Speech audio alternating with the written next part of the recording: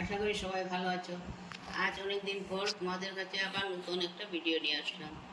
আশা করি তোমাদের ভালো লাগবে। এই যে এখানে চিংড়ি মাছ রেখেছি, এটাকে আমরা চিংড়ি মাছ বলি, তোমরা বা কী বলো জানাবে। আর এখানে একটা লাউ রেখেছি, এই লাউটা দিয়ে আমি চিংড়ি মাছ রান্না করব। হ্যাঁ,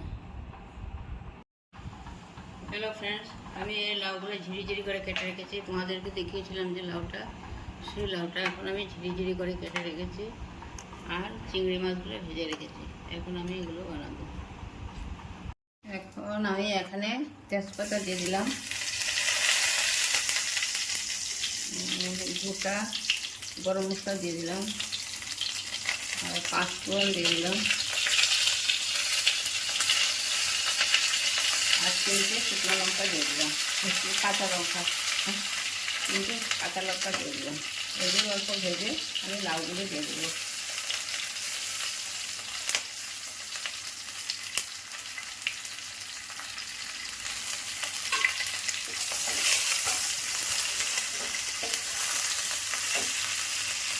ভাজা হয়ে গেছে, এখন আমি লাউগুলো দিয়ে দিচ্ছি।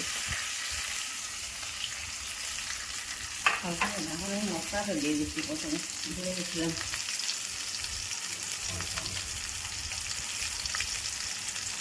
প্রথমে আমি এখানে জিরে গুঁড়ো দিয়েছি 1.5 চামচ, হলুদ গুঁড়ো 1/2 চামচ, আর স্বাদ অনুসারে নুন দিয়েছি।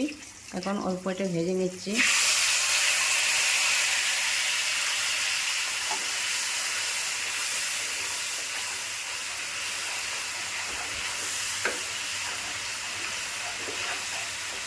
মশলা ভাজা হয়ে গেছে, এখন আমি লাউগুলো দিয়ে দিচ্ছি।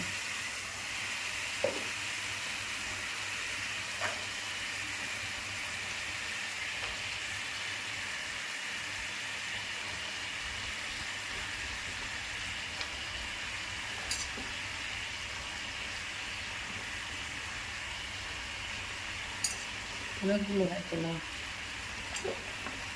একটা লাউ পুরো আস্ত দিয়ে দিয়েছি। এখানটাতে অল্প জল উঠবে, তারপর আমি ভালো করে শুকিয়ে চিংড়ি মাছ দিয়ে নামিয়ে নেব।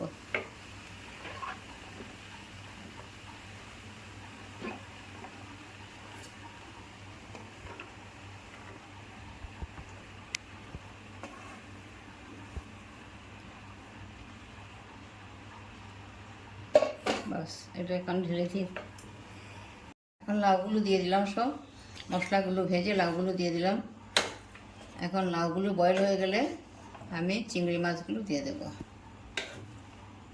আমার লাউ হয়ে গেছে, এখন আমি চিংড়িগুলো দিয়ে দিচ্ছি।